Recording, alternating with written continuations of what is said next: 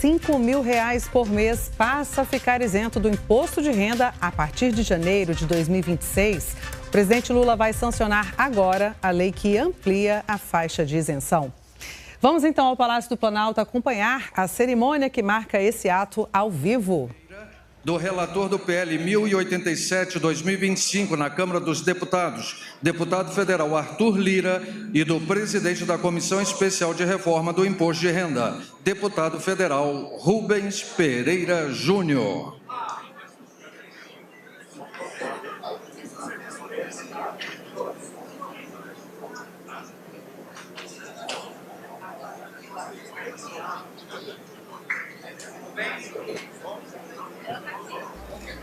Estamos ao vivo aqui no Canal Gov para acompanhar a cerimônia de sanção do projeto de lei que amplia a isenção do imposto de renda para quem ganha até R$5.000 por mês.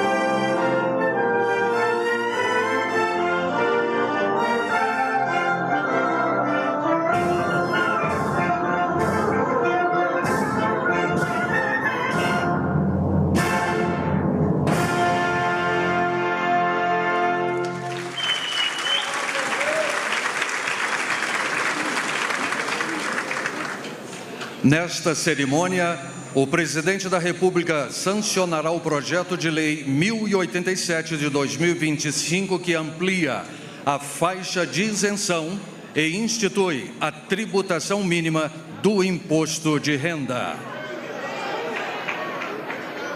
Faz uso da palavra a ministra da Secretaria de Relações Institucionais, Gleisi Hoffmann.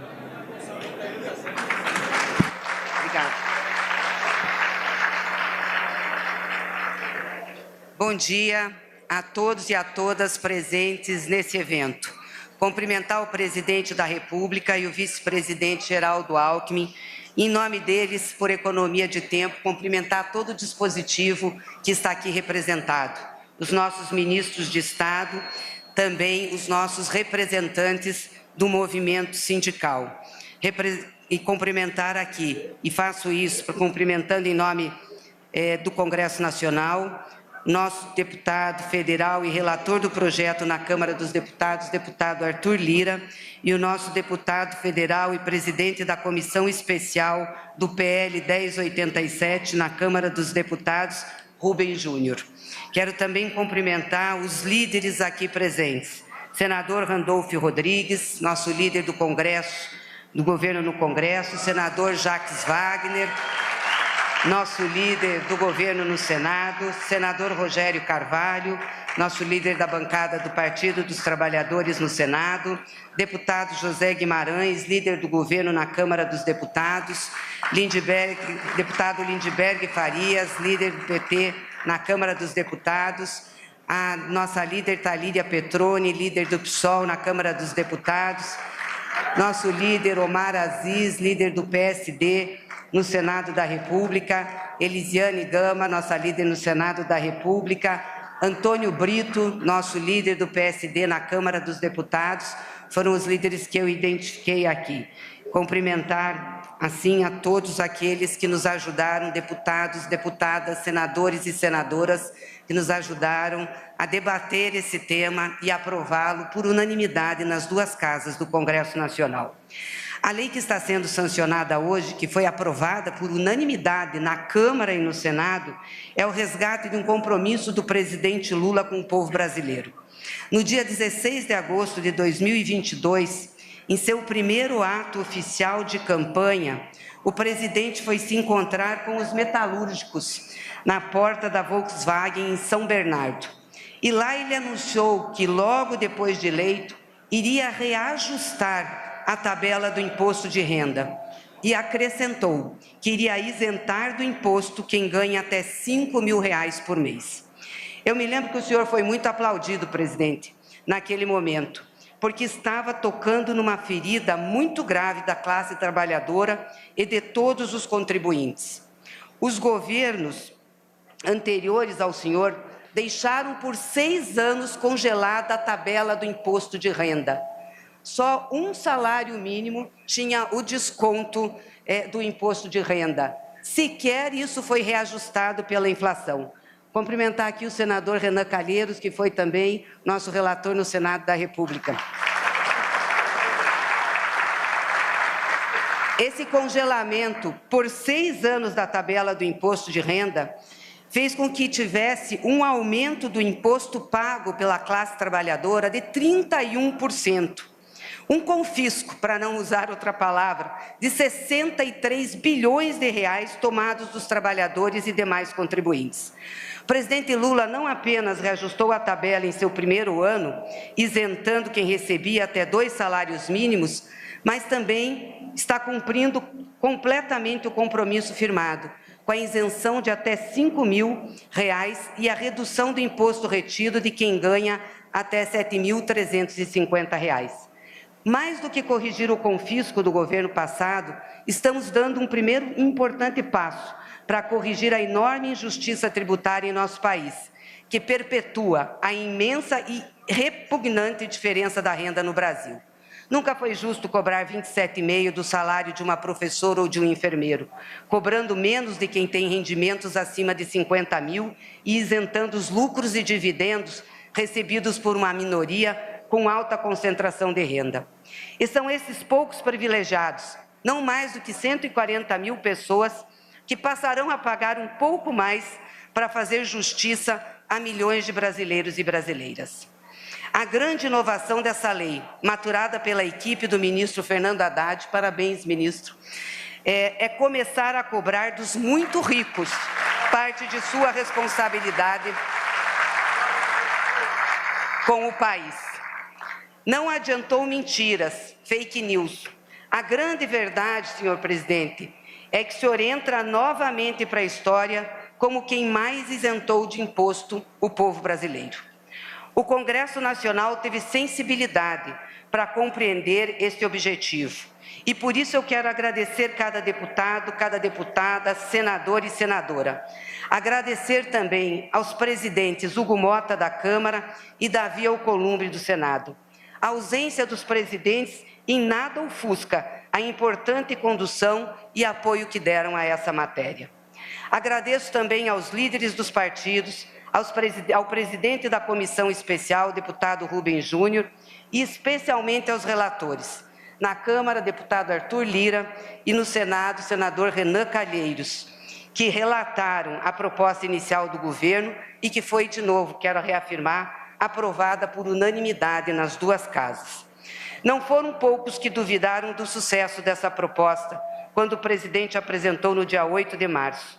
Me lembro bem das incertezas, porque foi uma das primeiras missões que recebi logo que fui convidada para a Secretaria de Relações Institucionais. Desde o primeiro momento, estava claro que só chegaríamos ao dia de hoje compartilhando com o Poder Legislativo a iniciativa e a responsabilidade institucional pela proposta. O processo que vivemos nesses 8 meses foi de intenso debate na sociedade e no Parlamento, até consolidar um consenso amplo em torno dessa medida de justiça. A aprovação dessa lei é, acima de tudo, uma vitória do Brasil e do povo brasileiro. E considero uma das mais importantes desse mandato do presidente Lula, porque inicia o processo de mexer na chaga da desigualdade histórica que nós temos no Brasil. Os mais ricos têm de pagar mais para que a imensa maioria dos trabalhadores brasileiros paguem menos ou não paguem.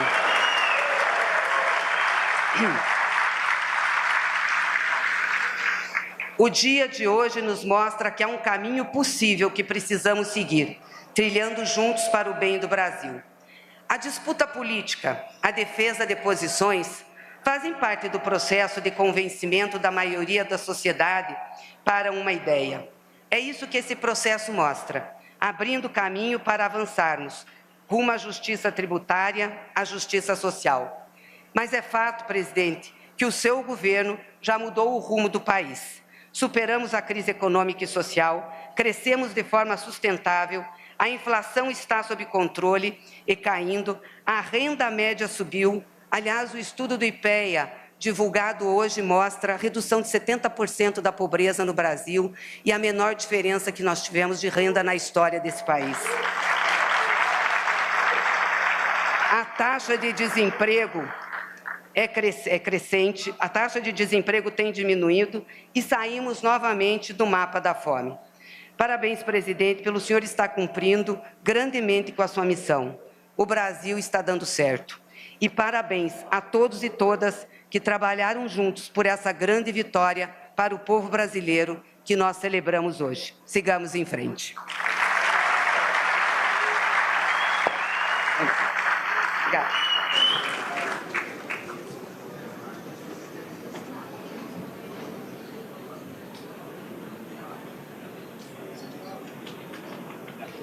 Ouve-se, neste momento, o presidente da Central Única dos Trabalhadores, Sérgio Nobre.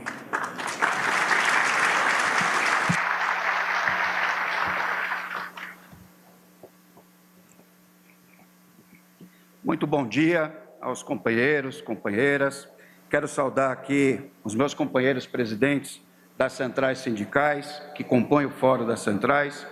Quero saudar os companheiros e companheiras do movimento social e do movimento popular que estão presentes. Saudar também os ministros, parlamentares e todas as autoridades nesse evento.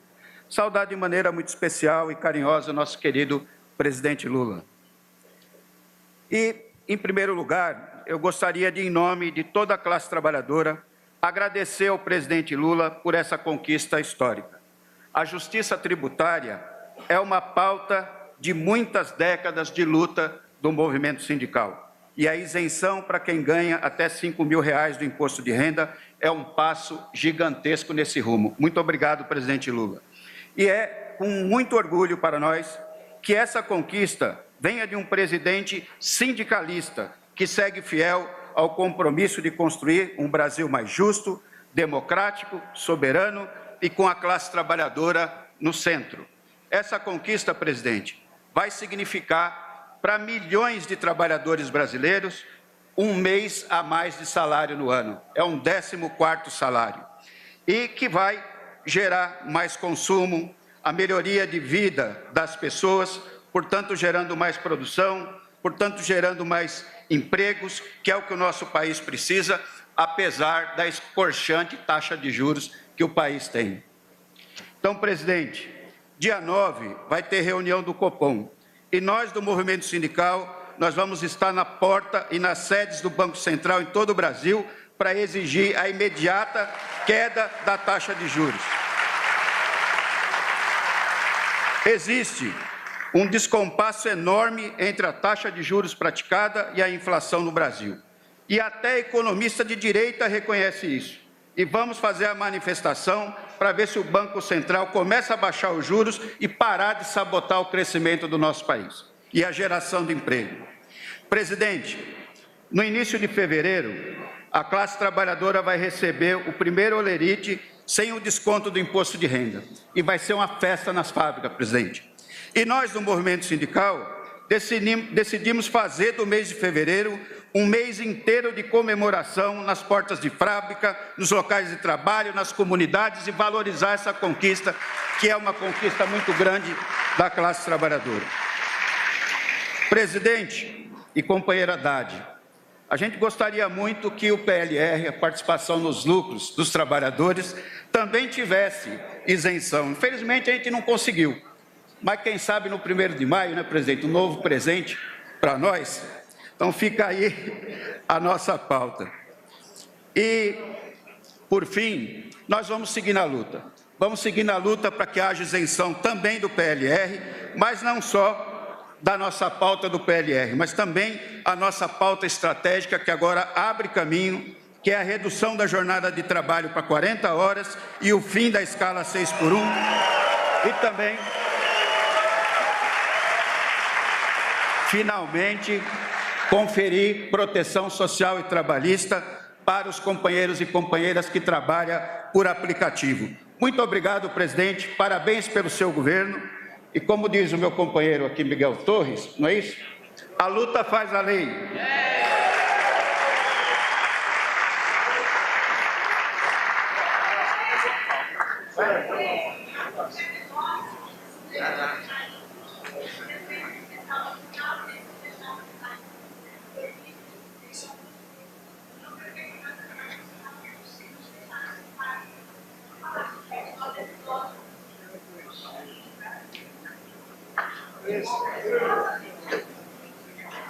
Faz uso da palavra o relator do projeto de lei número 1087 de 2025 na Câmara dos Deputados, o deputado federal Arthur Lira.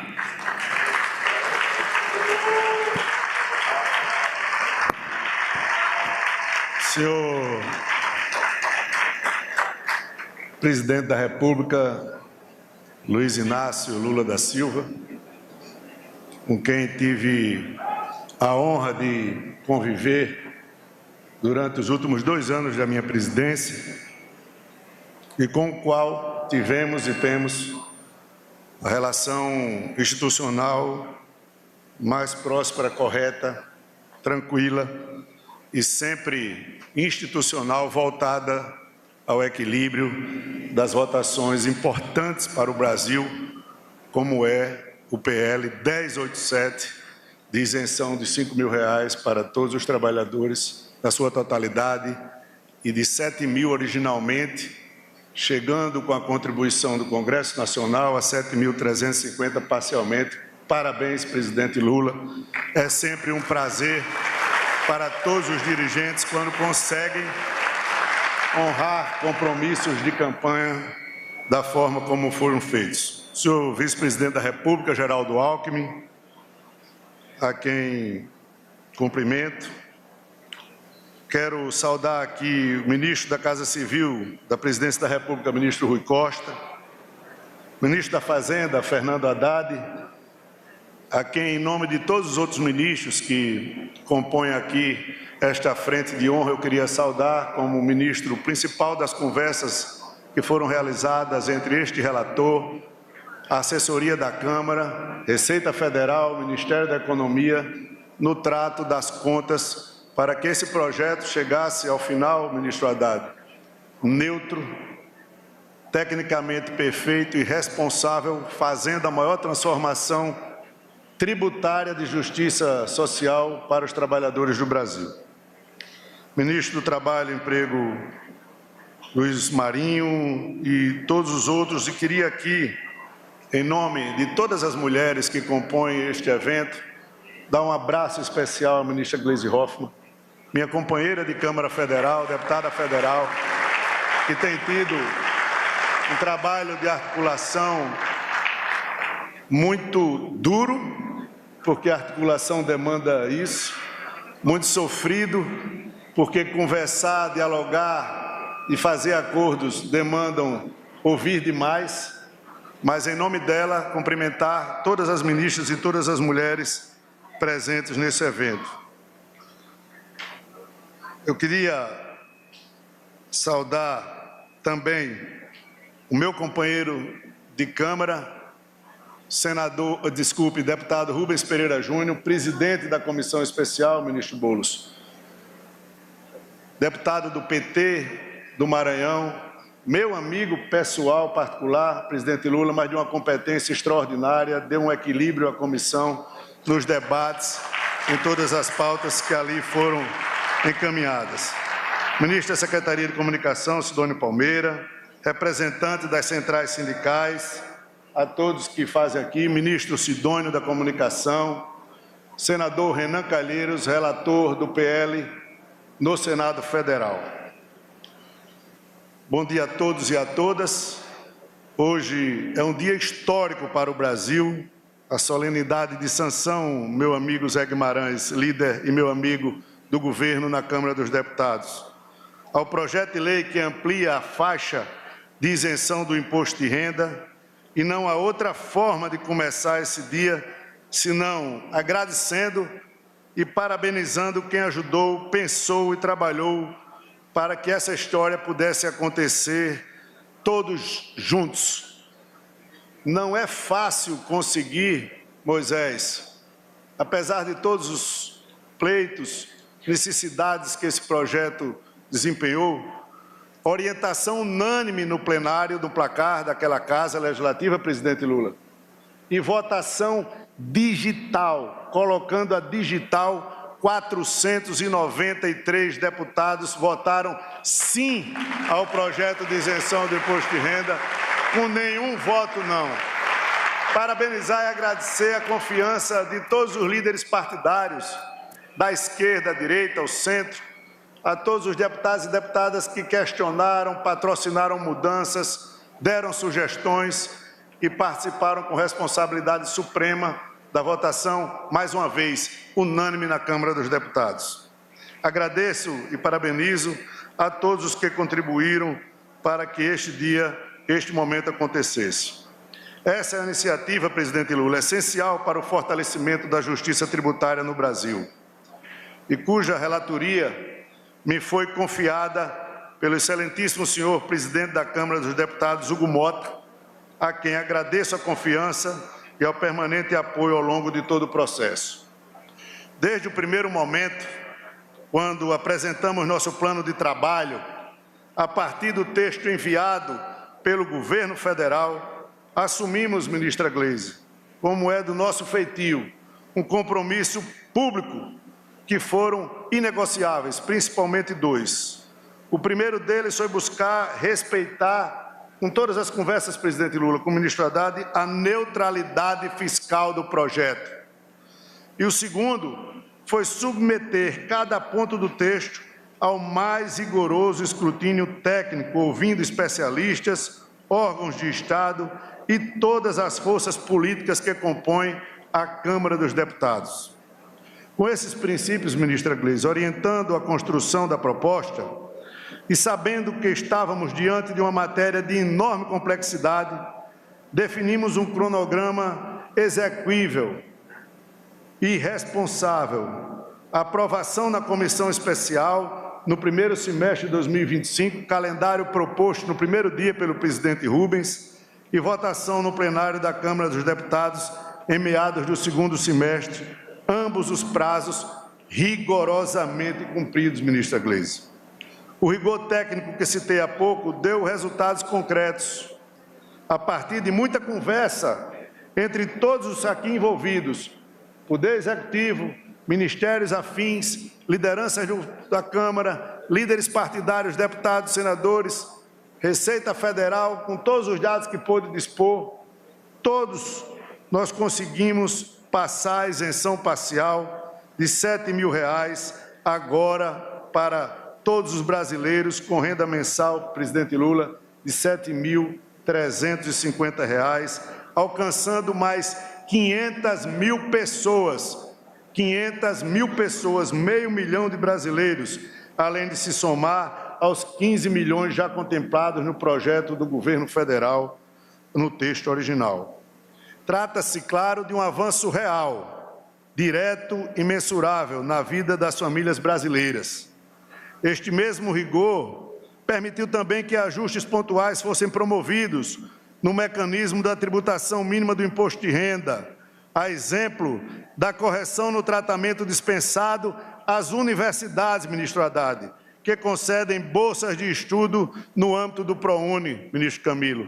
Estavam com a demanda, o pai do ProUni, o ministro da Educação, o ministro da Fazenda, todos os líderes, nós conseguimos promover esta alteração no Parlamento. O resultado foi um texto moderno, responsável, tecnicamente sólido, construído a muitas mãos, e essas qualidades foram reconhecidas por todo o Parlamento. O projeto de lei foi aprovado mais uma vez por unanimidade na comissão especial, presidida pelo excelentíssimo senhor deputado Rubens Pereira Júnior, e novamente por unanimidade no plenário da Câmara dos Deputados, sob a condução do presidente Hugo. Essa unanimidade não é mero detalhe, ela demonstra, presidente Lula, o tamanho dessa vitória para o seu governo e para o Brasil, para o povo brasileiro, e a importância de algo que considero elemento fundamental, ministro Jader, em qualquer construção republicana: diálogo. Nós não somos obrigados a gostar, a respeitar, mas nós somos obrigados, por função de ofício, pela demanda popular, de sempre dialogar em prol do país, em prol da população brasileira. Dialogamos com o Ministério da Fazenda, com a Receita Federal, com lideranças do governo, com especialistas, com entidades da sociedade civil e com todas as bancadas partidárias, sem exceção, e a todos esses enfatizo mais uma vez, muito obrigado. Para simbolizar, presidente Lula, recebi um dia no meu gabinete Moisés, que está ali com uma bandeira bonita, chapéu que quase não tira no hino nacional, com a demanda do PLR, junto com as entidades sindicais, e aqui o presidente da CUT deixa umas 3 ou 4 demandas já para o Congresso no próximo ano, Haddad. Prepare o gel, porque o cabelo vai arrepiar.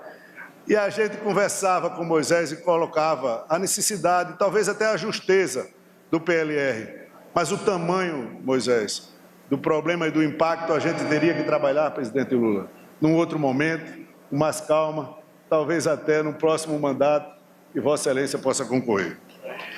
No Senado Federal, o texto foi aprovado pela Câmara. No Senado Federal, o texto foi aprovado pela Câmara, foi acolhido integralmente e, mais uma vez, aprovado no Senado Federal por unanimidade, ministro Renan Filho. Uma demonstração inequívoca de que o país reconhece a importância e a urgência de corrigirmos distorções históricas na tributação da renda. Com a sanção do presidente Lula ao PL do Imposto de Renda, hoje, a partir de 1º de janeiro, a nova lei entra em vigor e estamos plenamente conscientes da magnitude desse passo. Será dinheiro no bolso, de volta, de quem mais precisa. Será alívio para milhões de famílias, como relatado aqui pelo presidente da CUT. Será um avanço, como relatou a ministra Gleisi, concreto, na construção de um sistema tributário mais justo, mais progressivo e mais alinhado com os valores da equidade que a sociedade brasileira exige. É disso que se trata: justiça social e tributária na prática. Quero, por fim, mais uma vez, presidente Lula, agradecer a todos que contribuíram com esse processo e que confiaram no nosso trabalho, o trabalho que resolve, que entrega e que faz o Brasil avançar. O dia de hoje mudará a história de milhões de brasileiros e brasileiras. Muito obrigado a todos.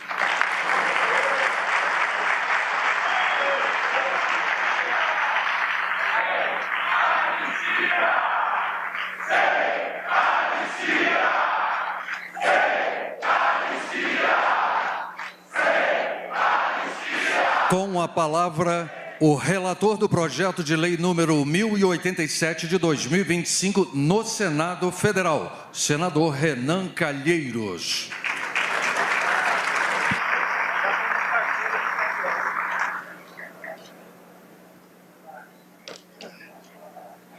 Senhor presidente da República, em primeiríssimo lugar, muito obrigado pela oportunidade de participar desse importantíssimo momento da vida nacional. senhor vice-presidente da República, senhoras ministras, senhores ministros, senadores, líderes no Senado, deputados, líderes na Câmara dos Deputados, demais autoridades, convidados. Depois de sobressaltos, ódios e extremismos, o Brasil testemunha uma semana histórica, pedagógica para a democracia, para as instituições e principalmente para a sociedade brasileira. Quis o destino, presidente, por força da vontade do povo de Alagoas, que eu aqui estivesse para representá-lo.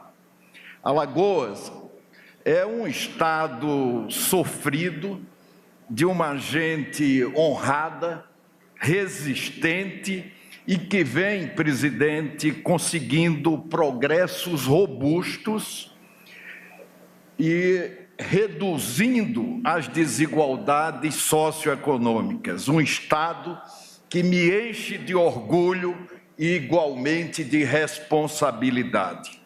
O país, ao longo dos anos, também passa por revoluções sociais silenciosas, que impactam o cotidiano e a realidade da nossa sociedade.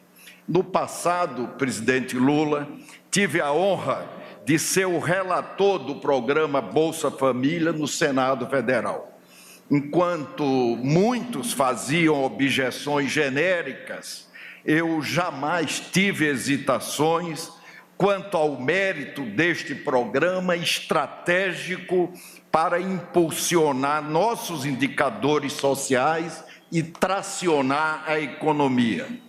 Ainda na presidência do Senado Federal, ao lado do senador Paulo Paim, encampamos a política de aumento real do salário mínimo, cuja contribuição para o aumento da renda salarial é inequívoca.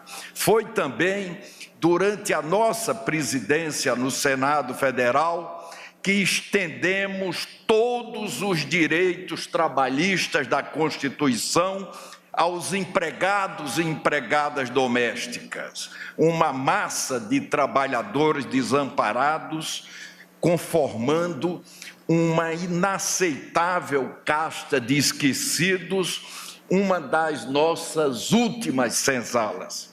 Em todos os momentos históricos que me referi, a elite foi sempre reativa, disseminando profecias apocalípticas sobre os efeitos devastadores na economia. Puro terrorismo dos privilegiados que sempre apostam no pânico para não mudar nada no país. Agora, presidente Lula, novamente me sinto honrado em ter contribuído para uma nova revolução, o imposto de renda zero. Em muitos casos, vai representar um 14º salário no bolso dos trabalhadores e das trabalhadoras.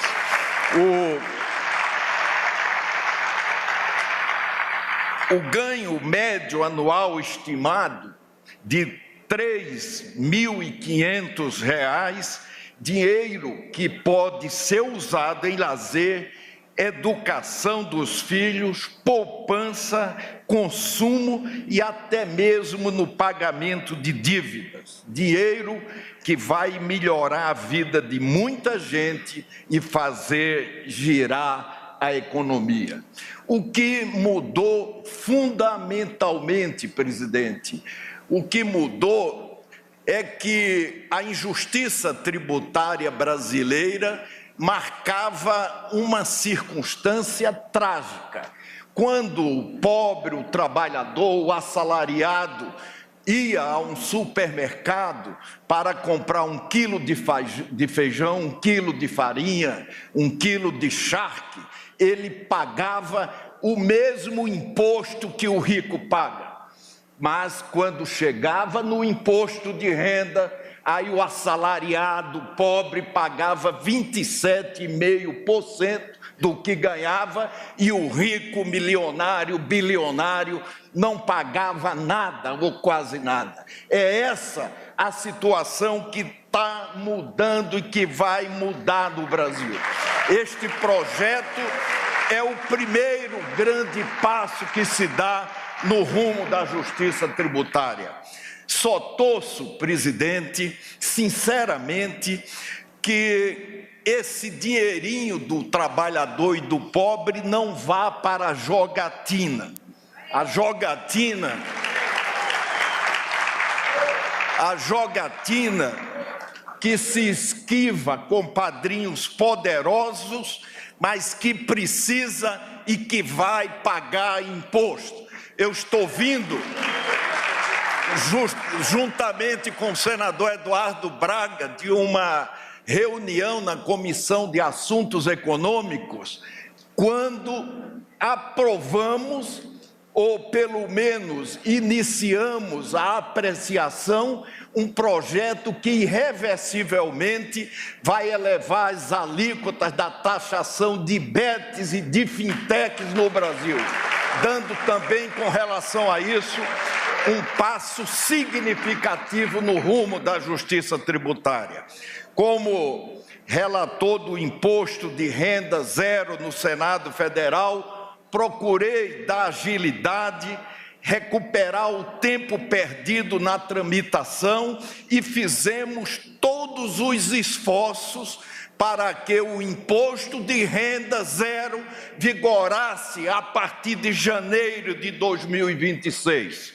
Esta vigência, presidente Lula, não era uma garantia absoluta, uma vez que algumas correntes políticas, temerosas com a repercussão eleitoral, tramavam adiá-la para 2027. Só em Alagoas, para que todos tenham a exata dimensão da abrangência desse projeto, esse projeto do imposto de renda zero vai beneficiar 98% da nossa população. É quase o estado inteiro. No Senado, presidente, fizemos um debate transparente, com audiências públicas, convidamos autoridades, especialistas, setor público, privado e debatemos números, impactos na economia, no aumento do PIB, na geração de emprego e outros problemas. Mas no Senado, principalmente, chamamos os trabalhadores, aqueles que ganham até R$5.000, para que eles falassem na audiência pública sobre o que irão fazer com o dinheirinho a mais, com o 14º salário que eles vão ganhar a partir do imposto de renda zero. Não fizemos reuniões na penumbra, realizamos 4 audiências públicas e nunca cogitamos trocar as fontes e as compensações do projeto para beneficiar o andar de cima. Tudo isso, presidente, em apenas um mês, em menos de 30 dias, uma demonstração que a motivação no Senado Federal foi exclusivamente atender ao interesse público. Para não incorrer em risco de grilar ideias alheias, eu quero parabenizar o presidente da República pela proposta inovadora, mas um compromisso de campanha honrado pelo presidente da República, do qual fui um colaborador, um dedicado, um esforçado colaborador. Desejo agradecer ainda todos os senadores da Comissão de Assuntos Econômicos, sobretudo ao senador Eduardo Braga, que tinha um projeto igual tramitando na casa desde 2019. Eu quero agradecer aos senadores da Comissão de Constituição, da Comissão de Assuntos Econômicos, que discutiram a matéria e criaram condições para que a matéria pudesse ser apreciada em 30 dias no Senado Federal. Eu desejo, para finalizar, agradecer muito ao presidente do Senado Federal, o senador Davi Alcolumbre, que me indicou para ser no Senado Federal relator dessa importantíssima matéria. Muito obrigado a todos.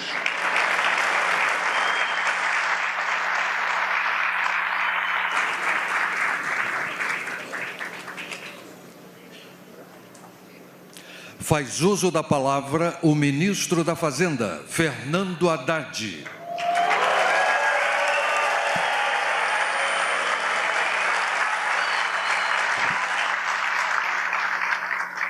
Presidente Lula, vice-presidente Alckmin, colegas ministros, cumprimento a Gleisi em nome de todos.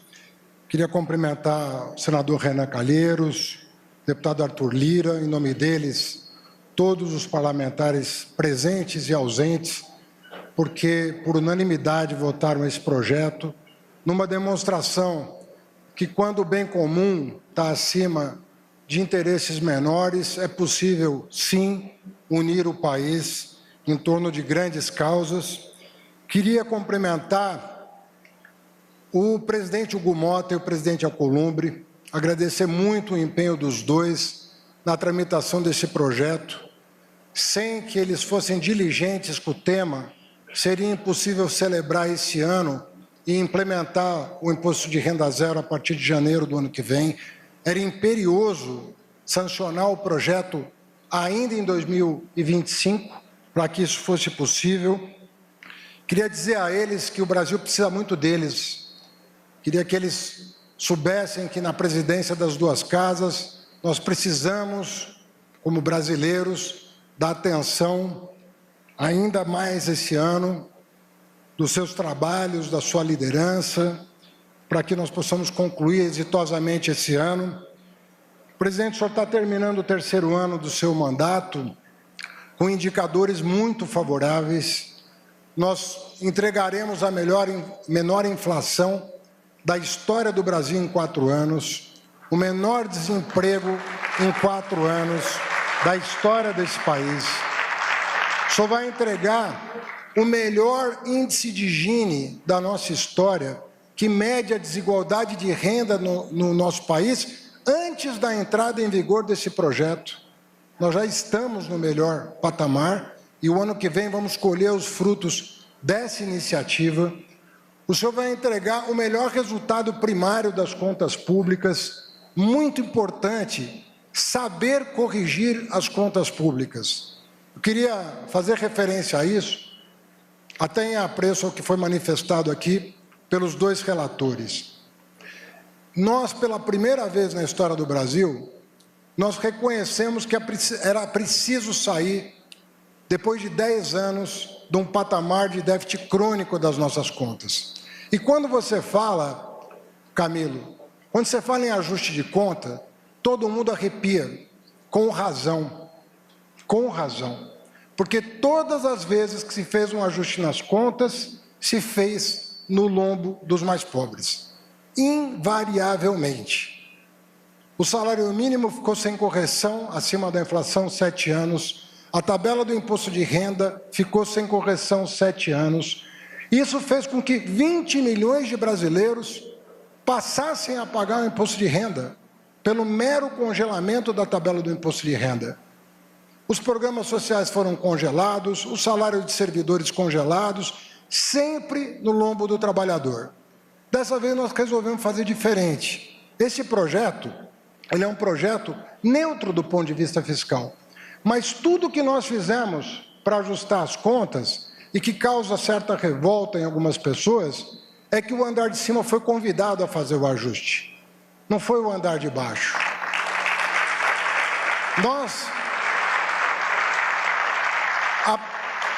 Nós assistimos, deputado Guimarães, nós assistimos ao longo de anos o gasto tributário aumentar e o imposto sobre os pobres aumentar.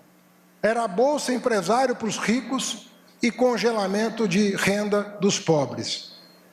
Nós resolvemos dar um basta nisso e começamos a fazer um trabalho sério de corte de gasto tributário daquelas empresas que não precisavam mais de benefício para ficar de pé. E nós tivemos, nessa primeira iniciativa, inédita na história no Brasil, quero registrar o apoio do Congresso Nacional. Nós não teríamos chegado aqui sem que essa agenda fosse enfrentada, e não é fácil enfrentar essa minoria, porque essa minoria tem advogado, essa minoria tem influencer, essa minoria tem tudo à sua disposição. Enquanto as pessoas que estão sendo beneficiadas hoje aqui, não estão, muitas vezes, representadas nos gabinetes dos ministérios e dos parlamentares. É para eles que nós decidimos governar. É para eles que nós estamos aqui hoje. É para fazer um mínimo de justiça social. Às vezes, corriqueiramente, o que se vê no Brasil é a gente almejar ser um país desenvolvido. Queremos ser um país europeu, queremos ser os Estados Unidos, olhamos para a China. Só que é curioso notar que o Brasil tem uma desigualdade pior do que 47 países da África. Da África, dos 54 países, 47 têm uma distribuição de renda melhor do que o Brasil. Isso tem que acabar. Isso não pode continuar.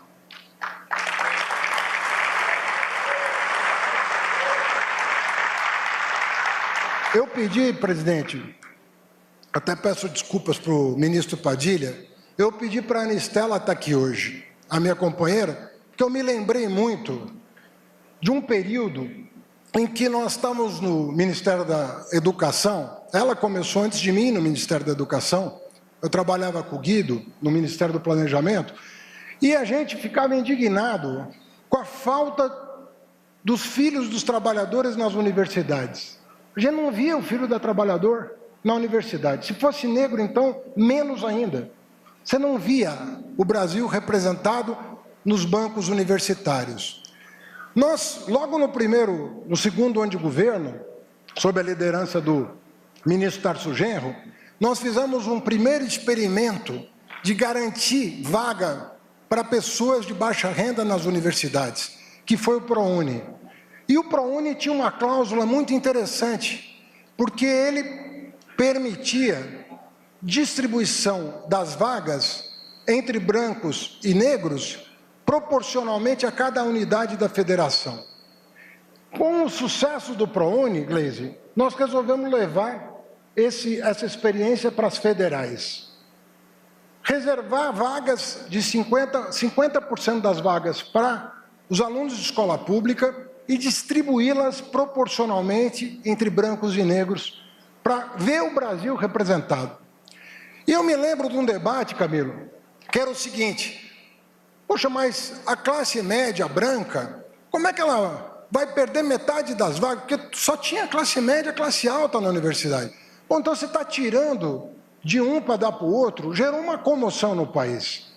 Aí o presidente tomou uma decisão que foi a seguinte: vamos fazer o seguinte, Haddad, vamos dobrar o número de vagas. Aí 50% é o mesmo que eles já tinham, mas os outros 50% é para o Brasil que não viu os bancos universitários.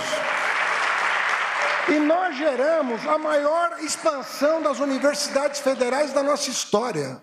Se a desigualdade no Brasil começa a ser reduzida, é porque as oportunidades estão sendo ampliadas. Nós temos que ter um mínimo de dignidade no tratamento da nossa gente. 1% dos super ricos desse país, e às vezes nem é super rico, ou às vezes você está no 1% e não é super rico, mas 1% da população brasileira detém mais da metade da riqueza do Brasil. Mais da metade da riqueza do Brasil. E às vezes eu ouvi alguns discursos da oposição que acabou votando a favor do projeto, dizendo assim: Renan, olha, mas quem ganha 100 mil por mês não é super rico, o governo não está fazendo confusão. Só que esses que eu estou falando que vão pagar, não pagavam. É diferente de uma pessoa que ganha 100 mil e paga seu imposto. Os 141 mil que vão passar a pagar tem uma alíquota média hoje de 2,5%. E nós estamos elevando para uma alíquota mínima para essa população para 10%. 10%. Quando o trabalhador paga até 27,5% do seu salário. É um projeto muito inteligente que foi feito. Eu queria dizer, presidente, o senhor sabe que quando eu estava lá concorrendo ao governo do Estado, quando o senhor colocou no seu programa de governo a isenção. Depois o senhor me convidou para ser ministro da Fazenda. Um dia eu estava dando uma entrevista, se eu não me engano, para a jornalista Miriam Leitão, que perguntou assim, como é que você vai fazer para atingir 5 mil reais de isenção? Qual é a mágica? Eu falei, não sei. Eu tenho o hábito de ser sincero demais, às vezes. Eu falei, eu não sei como nós vamos fazer isso. Mas eu tenho uma equipe da qualidade do Marcos Pinto, do Dario Durigan, do Guilherme Melo, da Annelise, do Bernardo Api, do Barreirinhas, trabalhando o dia inteiro para achar uma saída. E essas pessoas começaram a pensar o seguinte, nós estamos aqui para honrar a palavra do presidente. Nós não podemos esquecer dessa promessa, como o seu antecessor, o presidente, fez. Esqueceu que fez a promessa. E aí vem com aquela conversa toda, não dá, não é agora, não é... Falando, não podemos sair daqui sem cumprir o que foi o carro-chefe da sua campanha de 2022.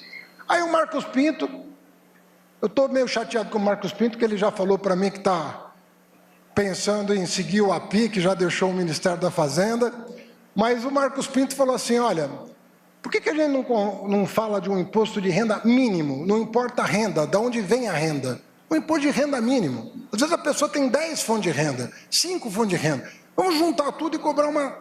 E aí o Barreirinhas veio com a ideia da tabela, o API veio com a ideia da remessa, o Fernando Haddad veio com a ideia de levar em conta o imposto pago pela pessoa jurídica, o Guilherme Melo deu o espetáculo dele, as coisas foram ajeitando. Uma hora, Arthur, o projeto, Renan, nasceu e nós fomos apresentar em agosto do ano passado no Palácio do Alvorada para o presidente da República. Essa equipe que eu citei, tem até a foto do dia que a gente apresentou. E a gente estava muito feliz de ter colocado essa ideia em pé. Vocês não podem saber a felicidade que é para uma equipe técnica desse gabarito chegar para o presidente da República e falar, está aqui, nasceu. Agora vamos ver o momento certo de encaminhar, formar a maioria, explicar para as pessoas. Agora, nem eu, até a véspera da votação, imaginava unanimidade.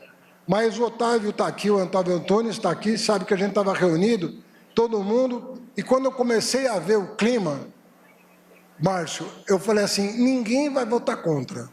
Ainda me perguntaram, mas e a abstenção? Eu falei, abstenção eu não sei, mas contra ninguém vai ter coragem de votar. Não é possível, num país como o Brasil, alguém ter coragem de votar contra um projeto desse.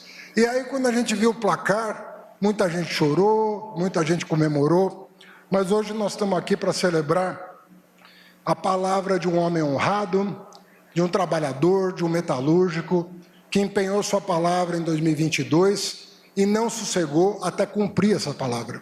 É um dia importante, porque é o resgate da política com dignidade.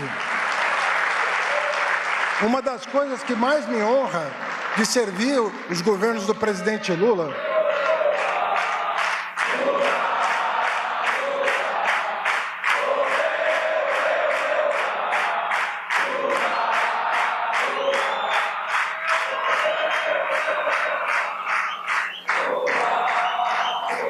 Presidente, eu acho que eu falo pelos meus colegas todos que estão aqui presentes, a honra de servir o seu governo vem justamente daí. Sabe, um compromisso inabalável com esse país, um compromisso inabalável com o seu povo, uma vontade muito grande de acertar. Todo ser humano, todo governo não está imune a tropeçar, a errar, mas o seu vigor, a sua determinação, em corrigir as desigualdades, corrigir os erros, os equívocos históricos desse país, é o que mais nos motiva a permanecer do seu lado e lutar muito por um Brasil mais justo. Parabéns, Brasil. Brasil unido em torno das melhores causas, em torno do presidente Lula. Parabéns.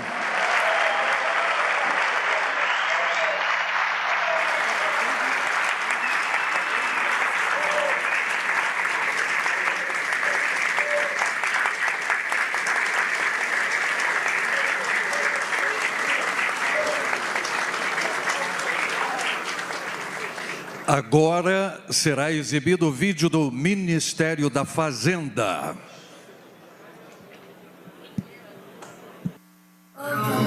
O projeto de governo que criou o Bolsa Família em 2003 tirou milhões de famílias da miséria e promoveu inclusão social.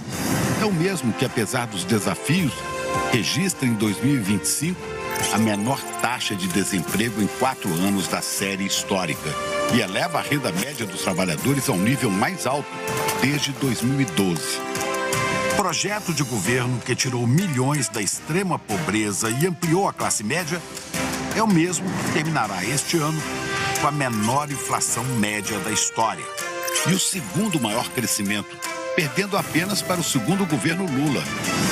Projeto de governo que instituiu o ProUni e revolucionou o acesso à universidade é o mesmo que hoje fortalece o sistema de ensino, amplia bolsas, valoriza professores e abre novas portas para o futuro.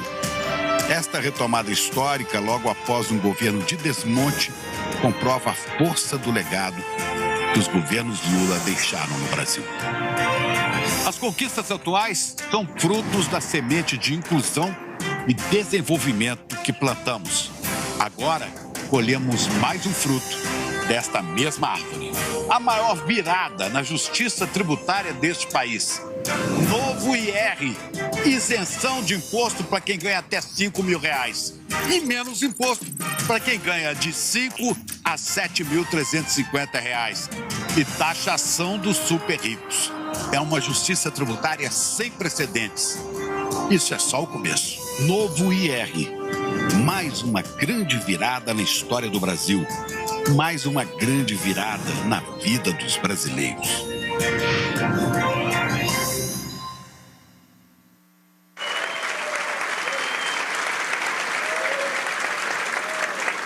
Neste momento, o presidente da República sanciona o projeto de lei 1087 de 2025, que amplia a faixa de isenção e institui a tributação mínima do imposto de renda.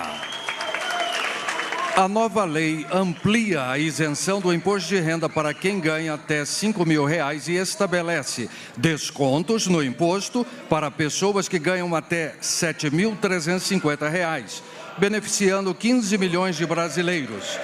A proposta também prevê a tributação mínima de até 10% para pessoas de alta renda.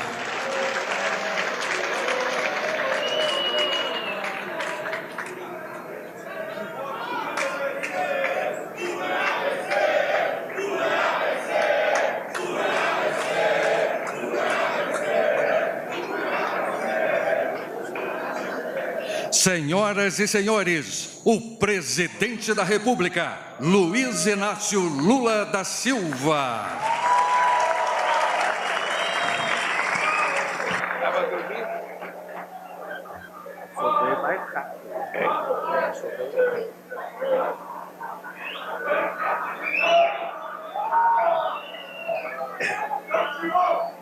Bem,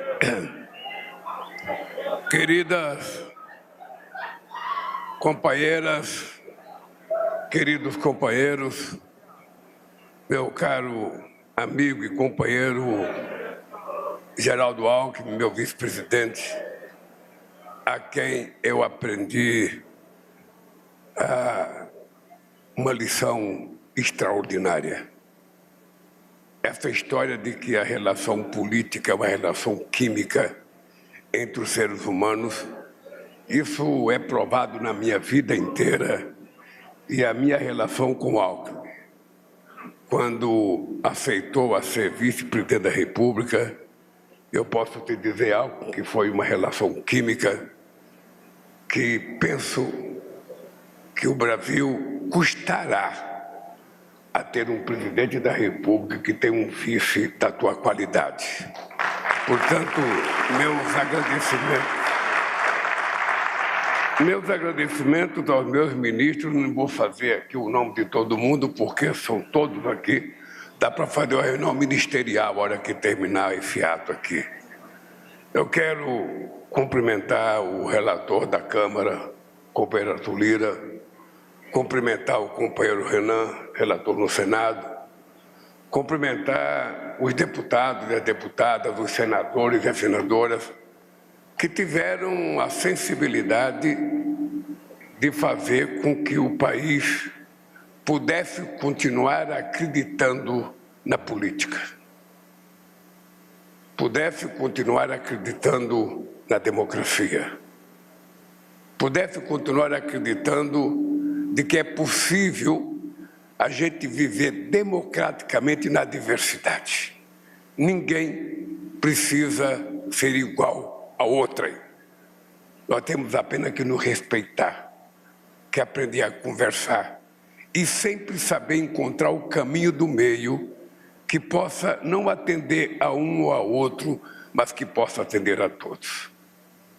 É importante lembrar que esse país é um país em que houve um tempo em que, em época de campanha eleitoral, se levava cesta com dentaduras prontas para que as pessoas experimentassem qual é que servia para ela. E muitas pessoas pobres desse país colocavam na boca uma dentadura que muitas vezes não permitia nem que ele mastigasse direito, mas era o que ele tinha.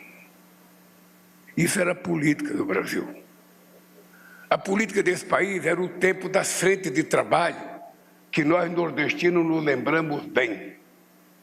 Era o povo pobre, toda a época de seca, sendo convidado a tirar terra de um lado da estrada para colocar no outro lado, sem que tivesse um objetivo de que aquela mexida de pá com terra pudesse trazer uma certeza de futuro para todo mundo.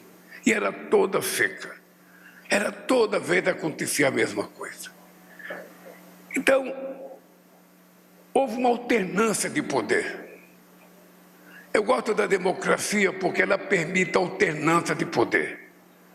E na alternância de poder não é apenas a troca de nome, é a troca de classes sociais.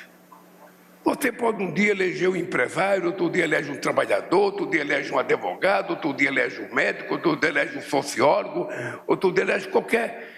É isso que dá conta na democracia e é isso que faz com que as pessoas precisam levar em conta que a gente pode construir uma sociedade justa, não igualitária, porque não existe sociedade igualitária. Eu sou diferente de vocês e vocês são diferentes de mim. Eu sou corintiano, o Alckmin é santista. Não poderia dar certo.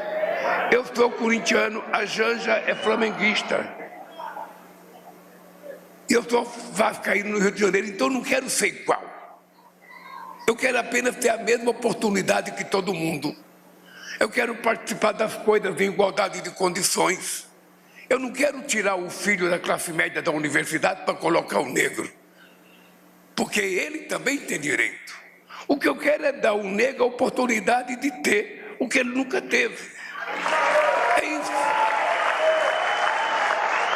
E não é apenas do povo negro, é o povo pobre.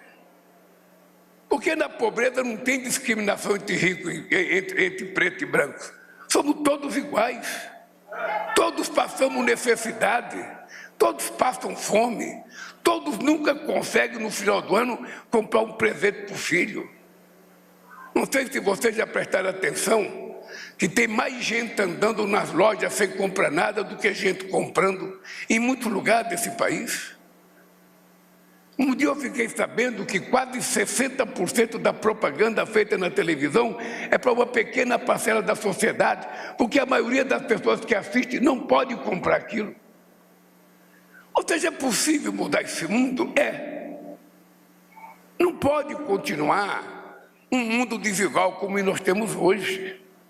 Um mundo que produz alimento para 2,5 vezes a quantidade de seres humanos, de 9 bilhões que existe, e ainda temos 700 milhões de pessoas passando fome. Um mundo que gastou o ano passado 2 trilhões e 700 bilhões de dólares em armas e em guerras, e não gasta 10% disso para acabar com a fome. Combater a desigualdade é a gente fazer com que a gente readquira a capacidade de nos indignarmos. É nos indignarmos com as coisas que nós vemos e não concordamos. Eu não posso dormir com a consciência tranquila se eu posso comer do bom e do melhor todo dia, sabendo que do meu lado tem uma pessoa que não pode comer nada. Que tipo de ser humano que eu sou? Que tipo de governante que eu sou? Que tipo de cuidador do Estado que eu sou, se eu não tiver a sensibilidade de perceber que aqueles que estão lá, sabe, na miséria, que estão olhados como invisíveis, não estão invisíveis porque eles querem, eles estão invisíveis porque a elite brasileira quis que eles fossem invisíveis ao longo de 520 anos. Nunca se levou a sério. Eu conheço presidente nesse país que dizia que o Brasil só dava certo se ele fosse governado para 35% da população. Ah, governar o país para quem toma café todo dia, almoça e janta. Governar esse país para quem pode viajar de avião. Governar esse país para quem pode tomar vinho ou uísque. Governar esse país para quem pode mandar seu filho fazer pós-graduação no exterior é fácil. Até porque essas pessoas precisam muito pouco do governo. O que é duro é você ter que escolher para que lado que você vai pender. Essa é a arte de governar. É você saber para quem que você quer governar. Mesmo que você seja eleito para governar para todos, você tem que escolher quem é que precisa do Estado. Quem é que precisa do Estado? E aí não é difícil. Eu não sei se algum amigo meu economista não gosta quando eu falo que isso não se ensina na universidade. Mas o que está acontecendo nesse país é uma máxima que eu venho tentando dizer há muito tempo. Muito dinheiro na mão de poucos significa miséria. Pouco dinheiro na mão de muitos significa distribuição de riqueza. E é o que está acontecendo nos dados do IPEA hoje. Se você pegar 10 milhões de reais e der para uma pessoa, aquele dinheiro vai virar uma conta bancária. E ele vai viver de juros. Pega esses 10 milhões e divida para 1.000 pessoas. Aquele dinheiro vai virar alimento, roupa, caderno, vai virar alguma coisa que faz a economia circular. E é isso que faz a economia crescer. A economia não cresce por conta do tamanho da conta bancária de ninguém. A economia cresce por conta do consumo que a sociedade pode ter a partir dos alimentos. É isso que tem que se aprender nesse país. E o rico não fica mais pobre. Se o pobre consumir mais, o rico vai ficar mais rico. O rico vai vender mais carne, vai vender mais roupa, vai vender mais carro. É isso que as pessoas precisam compreender para se fazer economia. Quando você discute economia, para quem já participa do chamado sistema, já está tudo resolvido. Os cargos de carreira têm estabilidade, têm orçamento. O Poder Judiciário tem estabilidade e tem orçamento. As Forças Armadas têm estabilidade e têm orçamento. Quem é que não está dentro do orçamento? O professor está dentro do orçamento. Quem é que não está dentro do orçamento? São os invisíveis, que são a maioria da sociedade brasileira. São aqueles que levantam todo o santo dia, esperando o milagre de nosso Senhor Jesus Cristo, para que eles possam sofrer menos. Esses estão pensando numa bênção de Deus para melhorar. E ele não vai melhorar com a bênção de Deus só, eles vão melhorar com a atitude de quem governa esse país, olhando por eles e favorecendo eles. É esse mundo que pode ser construído. Eu estava ouvindo aqui o Lira falar para o Moisés da participação no lucro. É uma coisa que a gente vai ter que avançar. Nós temos que saber quando, mas nós vamos ter que avançar. São coisas que a sociedade moderna do século XXI exige. A gente não pode continuar com a mesma jornada de trabalho de 1943. Não é possível. Não é possível. Os métodos são outros. A inteligência foi aprimorada, sabe? Essa revolução digital mudou a lógica, inclusive, da produção. E eu lembro que no começo dos anos 80, eu era metalúrgico lá em São Bernardo. Eu ia para a porta da fábrica fazer discurso contra a robotização das empresas. E a gente dizia, não, porque vai colocar um robô, vai facilitar a produção. Eles diziam, não, o robô vai tirar o trabalhador do serviço pesado. O trabalhador vai poder trabalhar de térreo. Mentira! O trabalhador foi desempregado. Ele foi morar numa favela. Ele foi morar porque ele não podia pagar aluguel. Ou seja, porque quanto mais tecnologia, menos gente você precisa. Esse é o dado cientificamente prático. Quanto mais tecnologia, que é muito importante para o desenvolvimento da humanidade, menos gente você precisa. Veja o sistema bancário. Veja no sistema financeiro quanta gente foi mandada embora. Veja no setor metalúrgico quanta gente foi mandada embora. Veja em toda a categoria, em qualquer categoria. Qualquer categoria. Ou seja, vai chegar um momento que o ministro da Fazenda vai ter que pegar uma coisa que é o seguinte: quem é que vai ser responsável para garantir a sobrevivência dos milhões de inúteis que vão ser criados no mundo? Esse tema vai chegar logo, logo. Esse tema vai vir para a nossa mesa logo, logo. Então, quando nós estamos aqui comemorando, sabe, a assinatura de uma lei que garante isenção de imposto de renda até R$5.000, e eu vi o Lira falar de participação no lucro, eu fico pensando, gente, qualquer um tem que saber que é injusto. Eu recebo dividendo, eu não pago nada de imposto de renda. Eu recebo bônus de um banco, todo banqueiro recebe bônus. Banqueiro e quem está lá no banco, todo mundo recebe bônus. E não paga imposto de renda, não. Agora, eu trabalho que nem um desgraçado, chega no final do ano, eu vou ter R$10.000 de participação no lucro, pá, tem que pagar imposto de renda. Eu sei, Bahia, que não depende de você. Eu sei que não depende de você. Mas é uma coisa que nós precisamos começar a pensar. É uma coisa que a gente vai ter que começar a pensar. Porque nós estamos apenas tendo o início, sabe, de uma coisa que tem que acontecer, que já aconteceu em muitos países do mundo. Então, companheiros e companheiras, hoje é um dia de agradecimento, de que não existe nada impossível. Eu sou uma pessoa de muita sorte, mas muita sorte, pode acreditar que eu sou um cara de sorte.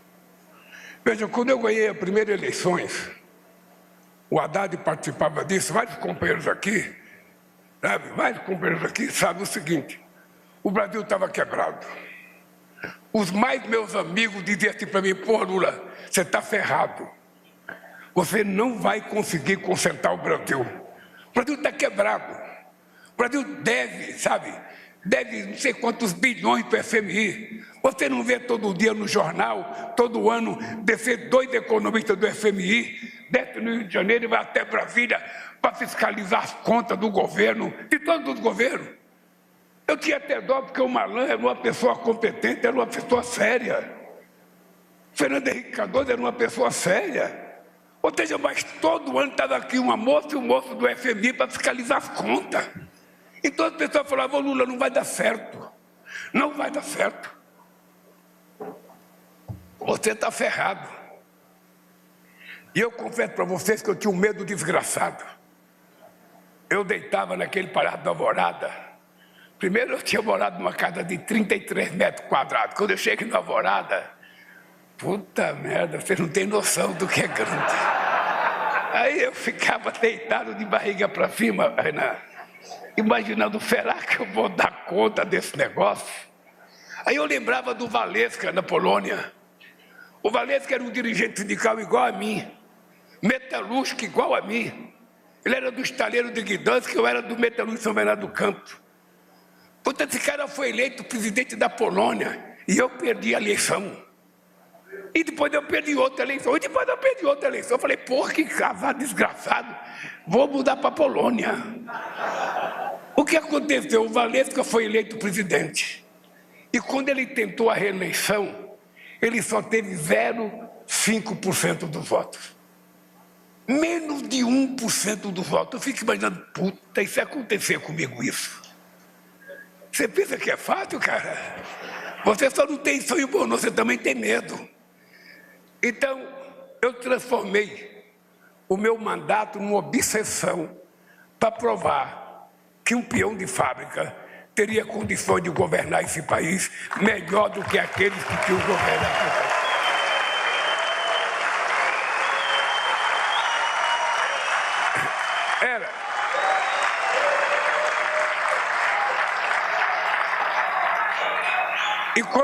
E quando você faz as coisas com obsessão, porque você não pode errar, as coisas dão certo.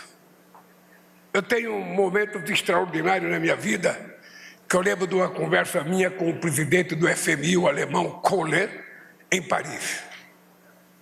Eu comecei a contar a minha vida para ele, ele começou a chorar. Eu falei, se eu fiz esse alemão chorar, eu vou fazer mais coisa nesse país. Sabe? Em 2005, chamamos o FMI aqui para dizer, nós não queremos mais dever para vocês. O cara que já era um espanhol chamado Hatton, não acreditava. Não, companheiro Lula, nós outros não precisamos de prata, pode ser que dá, confiamos em Brasil. E eu falava, cara, eu aprendi com a dona Lindô, que a gente não pode ficar devendo. Eu quero pagar o que eu lhe devo.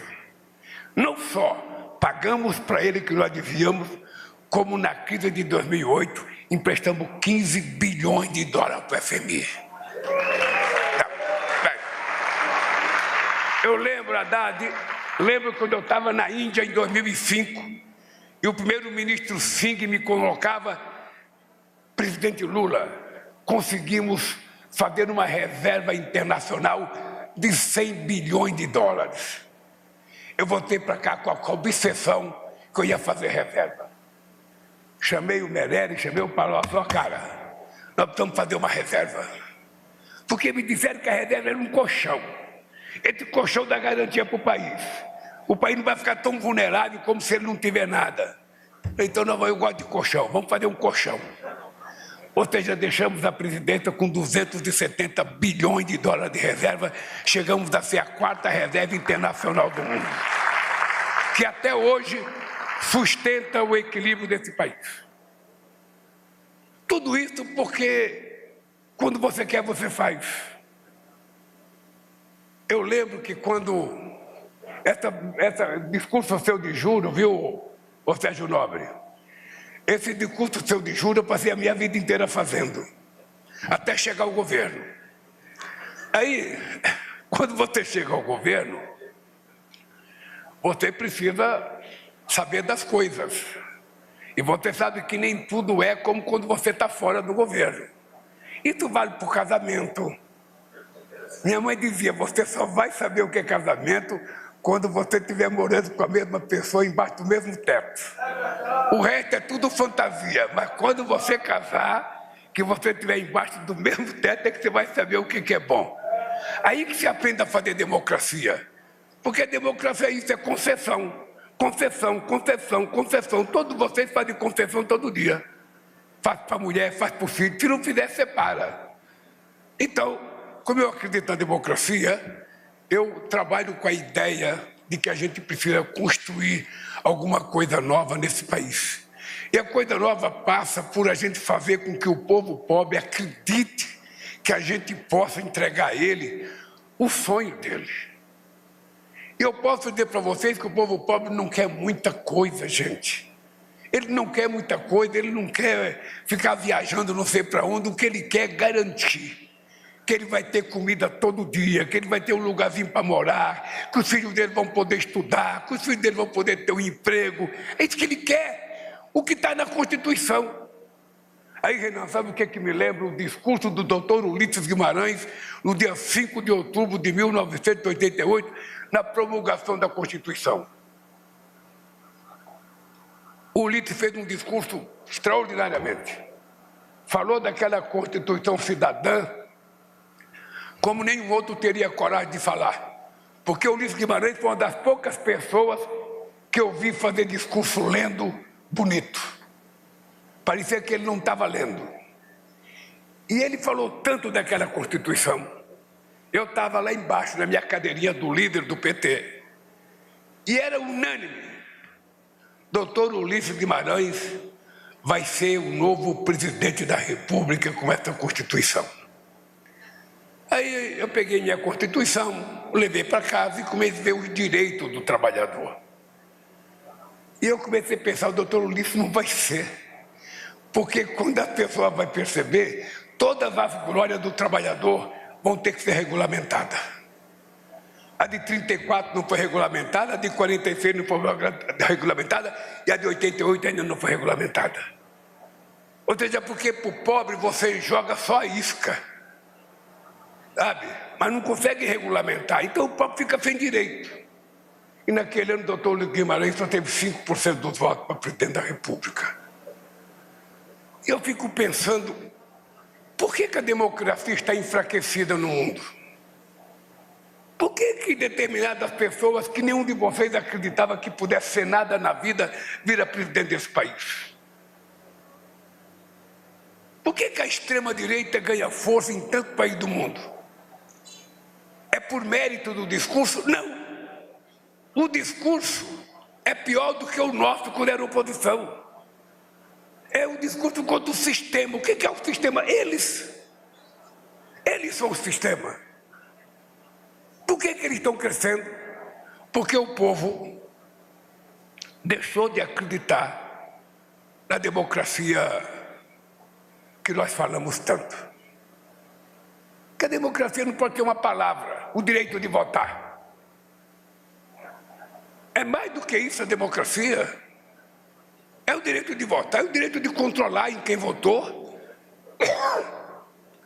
É o direito de votar, mas é o direito de comer, de trabalhar, de estudar, de ter acesso à cultura, ao lazer. É isso que é democracia. O que é dentro de um regime democrático? Eu estou com fome. Nada. É isso que nós temos que aprender para consertar esse país. Esse país é muito grande, gente. Esse país é muito grande, é muito poderoso. Não tem nenhum presidente nesse país que já viajou mais do mundo do que eu. Não tem ninguém que já tenha feito mais amizade internacional do que eu. Esse país é muito poderoso. O que precisa é que a gente tem que ter dignidade e se respeitar. Se a gente ficar com um complexo de vira-lata, que nós temos inferior, que nós somos pequenos, a gente vai se lascar. Veja a nossa relação com o presidente americano. Veja a nossa relação com o presidente americano. Havia quem dissesse que o Brasil estava lascado. Agora lascou. Lascou nada. Lascou nada. A gente não é medido, está pelo tamanho. A gente é medido pela força de caráter que tem um povo, por conta de respeito à dignidade pessoal que nós temos que ter. Eu não conheço o Trump, ele não me conhece, por que eu não vou gostar dele, ele não vai gostar de mim? Então vamos nos conhecer, cara. Vamos dar um abraço para saber se é possível ou não. E posso dizer para vocês que é assim com o mundo inteiro. Aquele rapaz da Alemanha que falou mal de Belém, eu encontrei com ele na Alemanha. Eu falei, companheiro, deixa eu te falar uma coisa. Eu aprendi uma lição, que a nossa cabeça pensa onde os nossos pés pisam. Só que você foi pisar no Brasil, mas a sua cabeça não saiu de Berlim, porque você não conheceu Belém. Você não foi dançar um carimbó, você não foi comer uma maniçoba, você não foi comer um namorado, então você não conheceu. Faça como eu. Faça como eu, quando eu viajo para Berlim, eu não quero ficar querendo comer feijoada e maniçoba, sabe? Acarajé, não, eu vou lá, eu quero comer joelho de porco. Eu quero comer aquela linguiça frita numa carroça. Eu quero comer salsicha. Quero comer chucrutes. Quando você voltar para o Brasil, fique no Brasil, rapaz, e pense no Brasil que você vai ver que é um lugar muito bom. É assim que a gente tem que fazer para esse país dar certo. Não é fazendo a mesmice que sempre foi feita nesse país. Tem que fazer alguma coisa diferente. Alguma coisa diferente. E por isso eu quero terminar dizendo para vocês. Vocês não têm noção do significado desse dia de hoje. Não é que vai salvar a humanidade brasileira. Não é que o pobre não vai deixar de trabalhar, ele vai continuar pobre. E é importante o sindicalista aqui lembrar que não pare de brigar, não pare de cobrar da gente, não, porque para de cobrar a gente passa que está tudo bem. Político, o povo tem no calcanhar. Tem que estar no calcanhar para a gente poder fazer as coisas, senão a gente acha que é o máximo. O pessoal do Haddad pode muito mais. Se pode chegar a 5 mil, pode chegar muito mais. Todo mundo ali é muito inteligente. Ali é só um pouco de cobrança, Moisés. Vou cobrar com jeitinho, com educação para nós estar. E a gente vai cedendo aos poucos, é assim que é a vida. Eu estou feliz hoje, Haddad, não só porque eu não esqueço nunca o dia que você foi no Alvorada me levar o projeto. E me entregou um pacote, está aqui, presidente. A sua promessa de campanha, nós vamos entregar. E estamos entregando hoje. Por isso, nós temos outras coisas para entregar. Temos outras coisas para entregar e nós vamos entregar, que é elevar esse país a um padrão de desenvolvimento médio. Esse país não pode continuar sendo desigual do jeito que é. Não pode, não precisa e não deve. Porque nós temos todas as condições de dar um salto de qualidade. Todas as condições. É só a gente querer. Eu quero. Tenho certeza que vocês querem. O que precisa é iniciativa. Porque ontem esse país deu um passo importante. Não sei se todo mundo pensa como eu penso. Esse país ontem deu uma lição de democracia ao mundo. Ao mundo.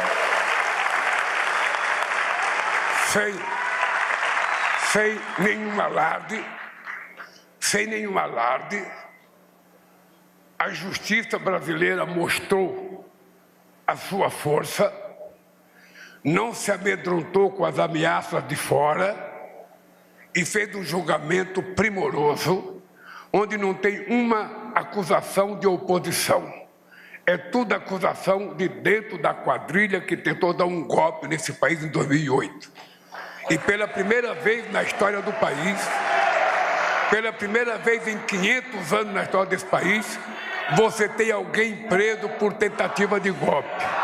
Você tem um ex-presidente da República e você tem 4 generais de 4 estrelas presos. Numa demonstração de que democracia vale para todos. Democracia não é privilégio de ninguém. É um direito de 215 milhões de brasileiros. Portanto, eu estou feliz, não pela prisão de ninguém, estou feliz porque esse país demonstrou que está maduro para exercer a democracia na sua mais alta plenitude. Um abraço, muito obrigado pelo dia de hoje e que Deus nos abençoe.